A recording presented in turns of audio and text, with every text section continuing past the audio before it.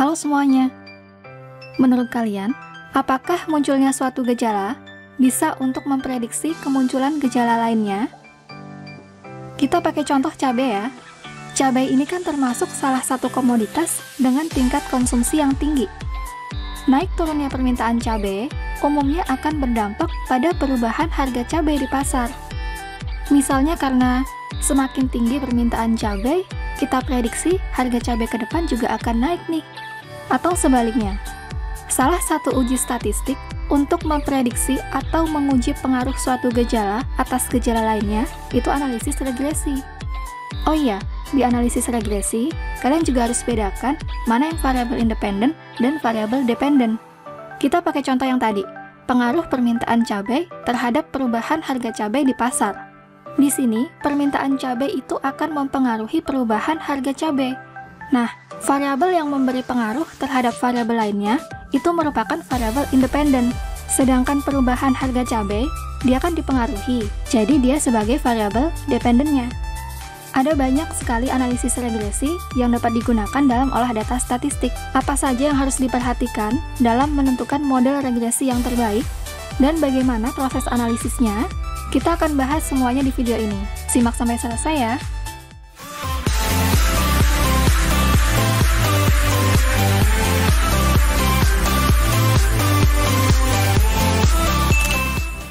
Oke, sebagai pembahasan awal, model regresi itu disesuaikan dengan pola hubungan antar variabelnya.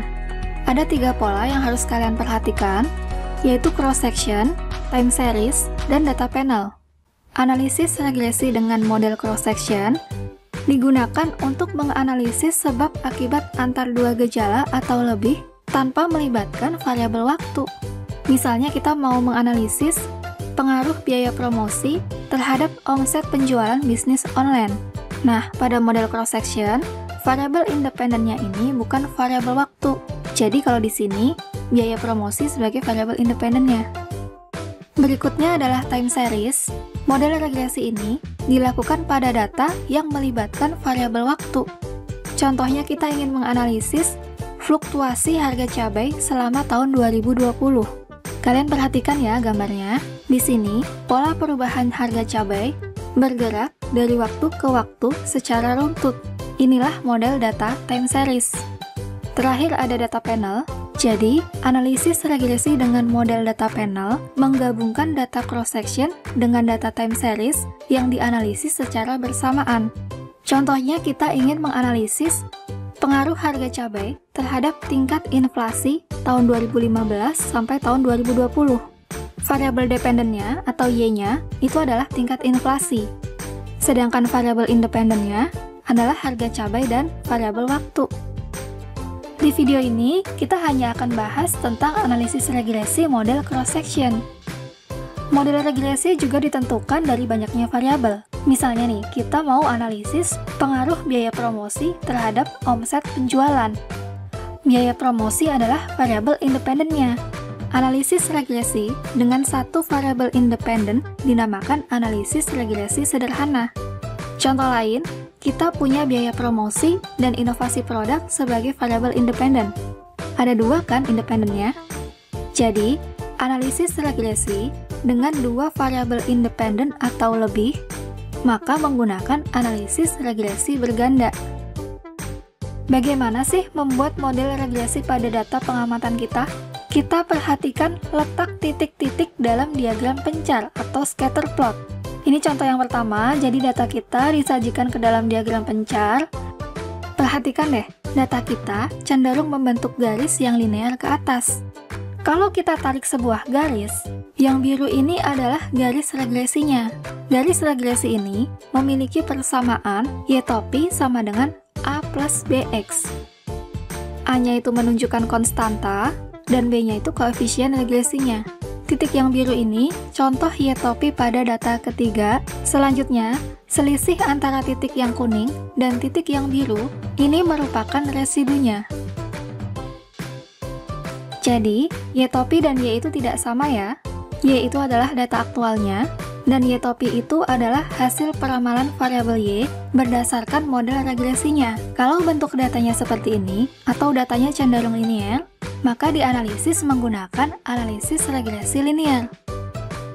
Sekarang kita punya contoh yang kedua. Ini gambaran datanya.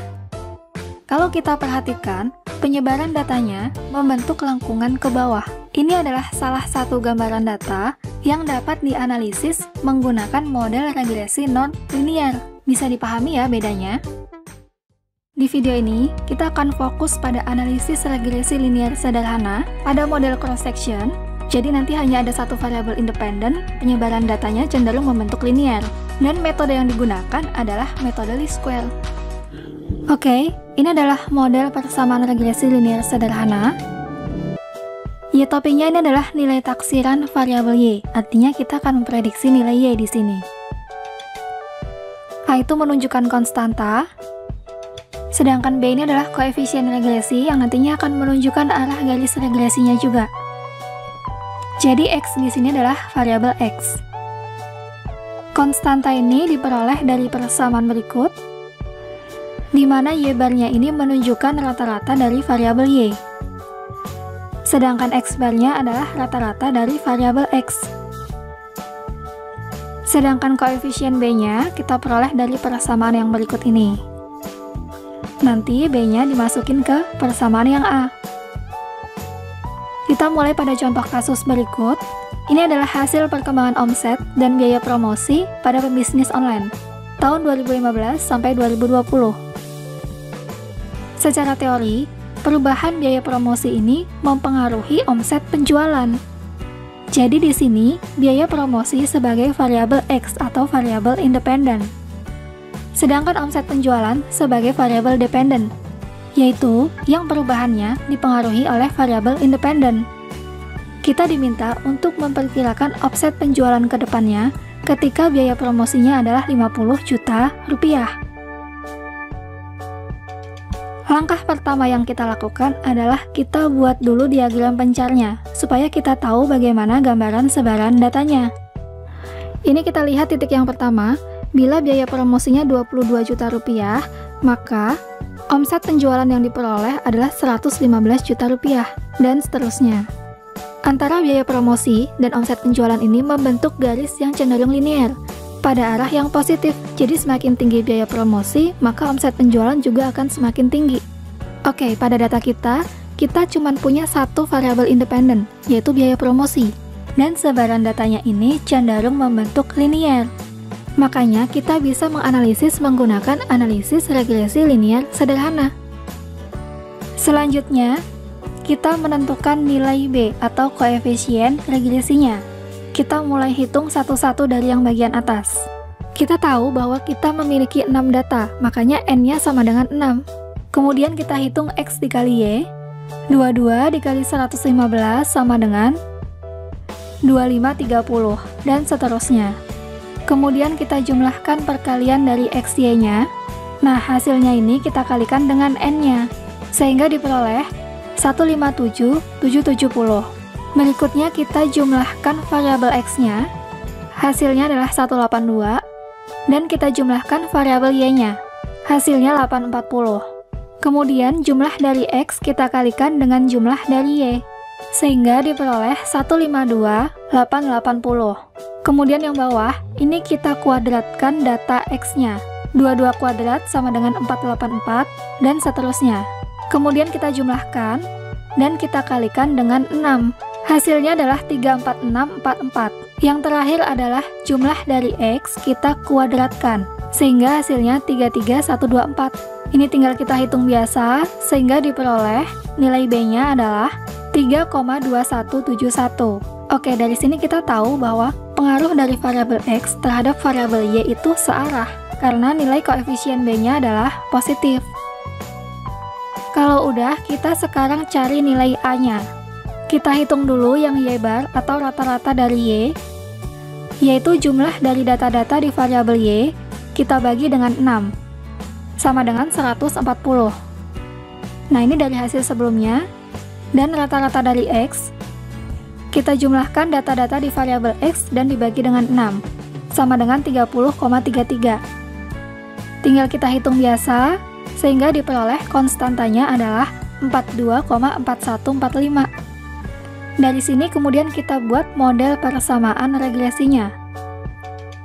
Y topi sama dengan 42,4145 ditambah 3,2171X.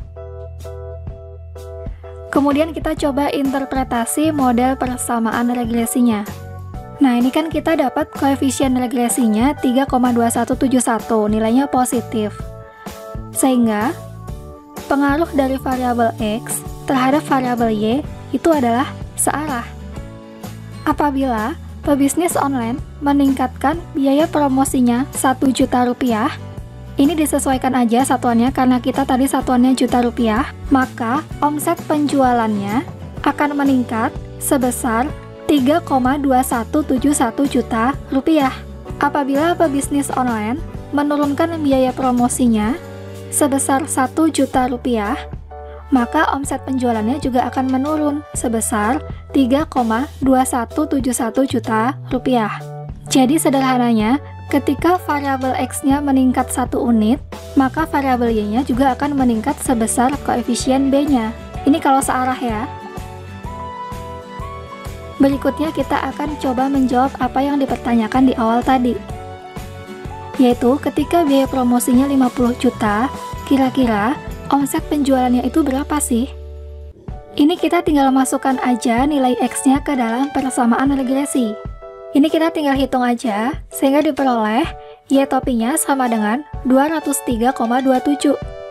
Jadi, ketika biaya promosinya ditingkatkan menjadi 50 juta rupiah, maka omset penjualannya juga akan meningkat, yaitu 203,27 juta rupiah.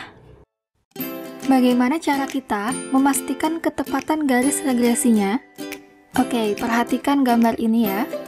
Untuk memastikan ketepatannya, kita bisa menggunakan koefisien determinasi. Fungsinya di sini untuk mengukur ketepatan garis regresi terhadap data aktualnya. Koefisien determinasi itu berada pada interval 0 sampai 1.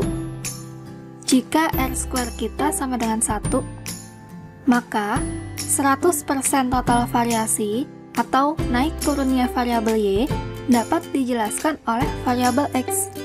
Sebaliknya, jika R² kita sama dengan 0, maka variasi nilai Y tidak dapat dijelaskan oleh independennya. Dengan kata lain, variabel X bukan variabel yang memberi pengaruh terhadap naik turunnya nilai variabel Y. Oke, ini kita lanjutkan contoh kasus kita. Oke, ini model persamaan regresi kita. Kita udah dapat nilai A-nya 42,4145. Kemudian kita kalikan dengan jumlah dari variabel Y-nya. Hasilnya adalah 35628,16. Nilai B-nya juga kita udah tahu, yaitu 3,2171. Kita kalikan dengan jumlah dari perkalian X dan Y. Nah, ini perkalian dari X, Y-nya. 22 dikali 115 sama dengan 2530. Dan seterusnya, kita jumlahkan. Hasil penjumlahannya kita kalikan dengan B-nya. Kemudian yang sebelah sini adalah rata-rata dari Y kita kuadratkan dan dikalikan dengan N-nya. Kita punya N-nya sama dengan 6 dan rata-rata Y-nya sama dengan 140. Kemudian yang bawah, data di variabel Y-nya kita kuadratkan dan dijumlahkan hasilnya. Diperoleh 120,450. Nah, ini sama ya dengan yang atas. Kalau udah tinggal kita hitung. Jadi ini 140-nya kita kuadratkan dulu, baru dikali 6. Sama dengan 117,600. Sehingga diperoleh koefisien determinasinya adalah 0,92. Nah, maksudnya apa sih koefisien determinasinya 0,92? Misalnya kita akan ubah dalam bentuk persen menjadi 92%. Artinya, 92% variasi dari omset penjualan itu dipengaruhi oleh biaya promosi. Nah, berarti sisanya 8%-nya itu dipengaruhi oleh faktor-faktor lain selain biaya promosi. Nah, jadi kita tahu nih, pengaruh dari biaya promosi itu cukup besar ternyata terhadap perubahan omset penjualan, yaitu 92%. Selesai materi kita. Terima kasih yang udah menyimak videonya sampai selesai, dan selamat mencoba!